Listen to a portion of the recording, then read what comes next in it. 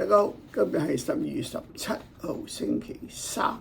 咁啊，琴日咧港股又再大幅下挫啊，咁就恒生指數開市咧，其實只係跌81點啫。咁啊，阿里巴巴跌1.1%，小米跌1.3%，資金跌1.9%。咁啊，但係開市之後咧就繼續跌100、200、300、400、500，哇！跌到嗱瞓低喺度。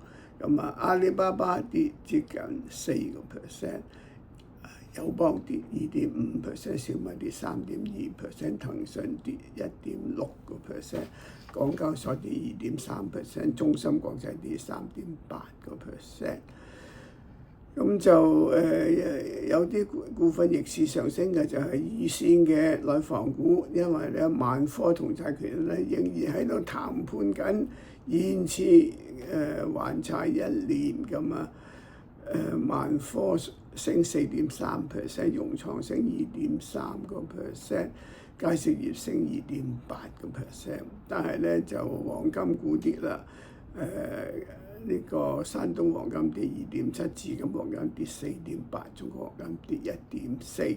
咁有色金屬股亦都跟隨下跌，中國宏橋跌6.4%，跌幅最大嘅藍籌紫金跌3.95%，中鋁跌5.5%，五礦資源跌5.1%。上週收市恒生指數跌490點，國企指數跌189點，科技指數跌132點，成交1071億元。咁啊，下週跌幅擴大少少，跌500幾點，最多就跌539點啊。咁就但係咧到下晝中段咧就有趁低吸納，咁啊港股反彈翻100點到，咁啊阿里巴巴跌3%，小米跌2.1%，騰訊跌1%。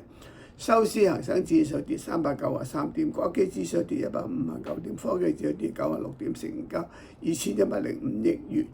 咁啊，琴晚咧就呢個美股咧個別發展，咁啊11月份嘅非農職位咧增加64000份，升幅比預期嘅大，咁啊利率上升，咁啊道瓊斯跌302點，標普跌16點，但係人工智能股咧又反彈，趁低吸納呢個英偉達升1.8%，咁啊Oracle 升3%，再加埋亞馬遜、蘋果等都上升，咁啊納斯達克指數升54點，港股預託證券係上升96點嘅，咁啊估計今日港股係反彈。